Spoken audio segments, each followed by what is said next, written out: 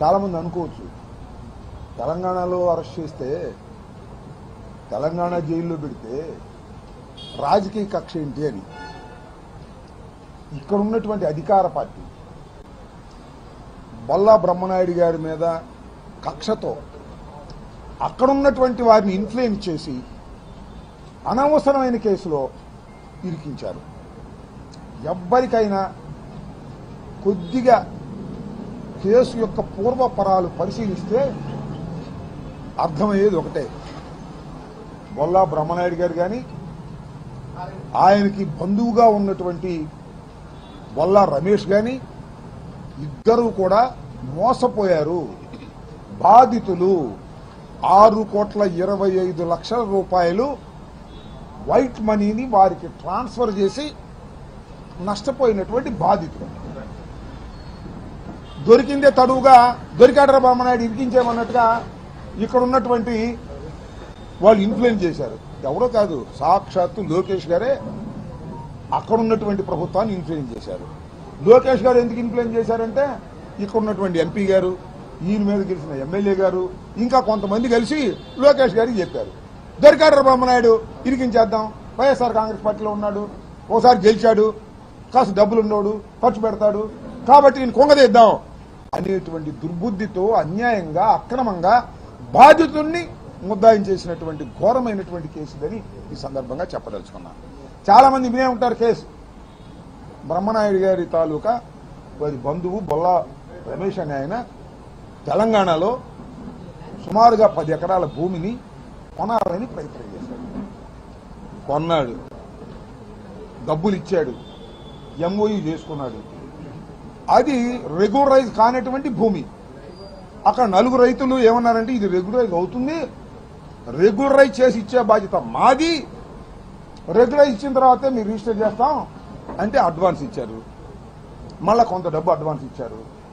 తర్వాత బ్రహ్మనాయుడు గారిని ఆయన బంధువు అవటం వల్ల బాబాయో లేకపోతే అన్నయ్యో ఏమవుతాడో తెలియదు కానీ మీరు కూడా బాబాయ్ కొడుకు మీరు కూడా 2 కోట్లు సహాయం చేయన్నా అంటే వైట్ మనీ అంతా వాళ్ళకి 4కి 450,000 ఆయన తరపున ఈయన ఇచ్చాడు. ఇది ఈయన చేసిన తప్పు. ఆయనకు అప్పు ఇచ్చాడు బంధువు కాబట్టి, ఈయన దగ్గర డబ్బులు ఉన్నాయి కాబట్టి, సమయానికి లేవు కాబట్టి ఆయనకి ఇచ్చాడు. అంతేకాదు ఇంకో పెద్ద కేసు ఏంటంటే ఆ ప్లేటర్ గారి పేరు ఏంటి, రాధాకృష్ణ అనే ఆయన ఒక ఆయన మధ్యవర్తి, ఆయన అడ్వకేటే. ఆయన ఏం చేశాడు, భూభారతి ప్రాజెక్ట్ ఇది గవర్నమెంట్ది, మీరు 2 లక్షలు దావనం వేయండి, ఇది రెగ్యులర్ అయిద్దని చెప్పారు. అది గవర్నమెంట్ది కాదంట.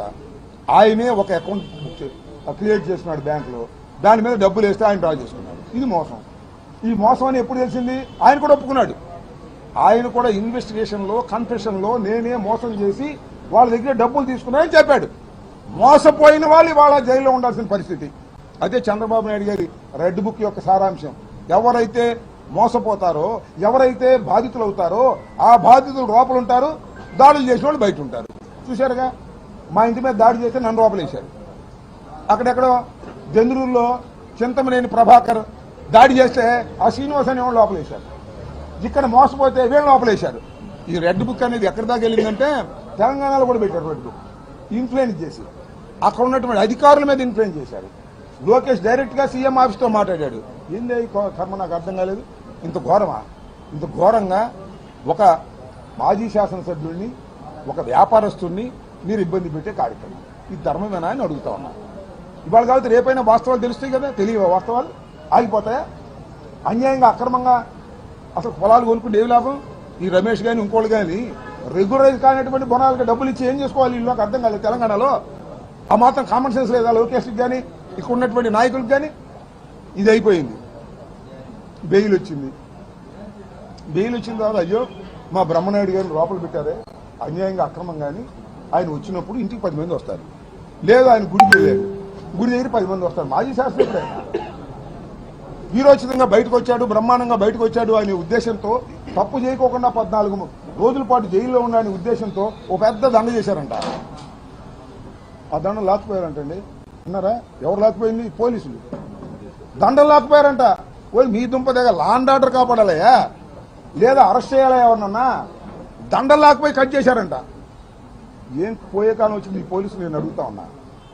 పోలీసులు తమ నాయకుడికి ఒక అద్భుతమైన దండ తయారు చేసుకుని అభిమానులు వేస్తుంటే దాన్ని లాక్కుపోయి కట్ చేస్తారు.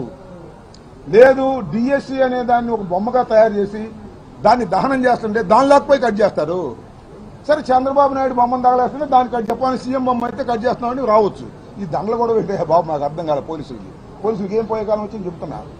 అయ్యా పోలీసులకి అందరికీ మనవి చేస్తున్నా, 2 సంవత్సరాలు అయిపోయింది, ఇంకా 3 సంవత్సరాలే ఉంది. ఎవరిని వదిలిపెట్టాం.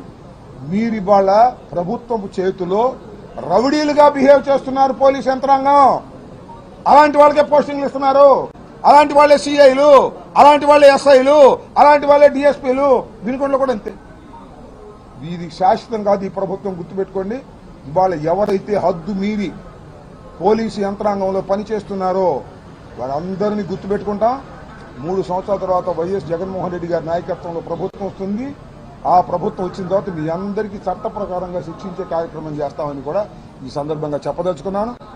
బొల్లా బ్రహ్మనాయుడు గారు వ్యాపారాలు చేసి సంపాదించుకున్న మనిషే తప్ప ఎవరి దగ్గర అన్యాయంగా అక్రమంగా కాజేయాలనే మనస్తత్వం లేని వ్యక్తి. దళకురపాళ్ళు నిలబడి ఓడిపోయాడు, వినుకొండ వచ్చాడు, వినుకొండలో గెలిచాడు, మళ్ళా నిలబడ్డాడు, మళ్ళా ఓడిపోయాడు, మళ్ళా నిలబడతాడు, మళ్ళా గెలుస్తాడు. రాజకీయాలు వదిలిపెట్టి పారిపోయేటటువంటి పిరికి బంద కాదు. 14 రోజులు కాదు 14 మాసాలున్నా మీరేమీ చేయలేరని ముఖ్యంగా ఆంధ్రప్రదేశ్లోకి వ్యతిరేకంగా పనిచేసినటువంటి తెలుగుదేశం నాయకులు చెప్తున్నాను. ఆయన పెంచుతున్నారా మీరు? అన్యాయమైన కేసులో పెట్టి పెంచుతున్నారు తప్ప మరొకటి కాదు.